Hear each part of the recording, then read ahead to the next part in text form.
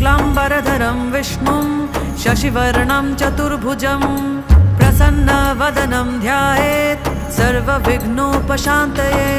व्यासं वसिष्ठनप्तारं शक्तिः पौत्रमकल्मषम् पराशरात्मजं वन्दे शुकतातं तपोनिधिं।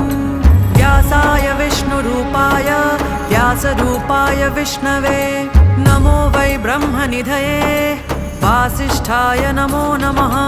अविकाराय शुद्धाय नित्याय परमात्मने सदैकरूपरूपाय विष्णवे सर्वजिष्णवे।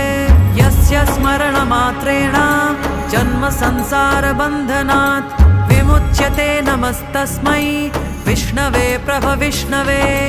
ॐ नमो विष्णवे प्रभविष्णवे। श्रीवैशम्पायन उवाच श्रुत्वा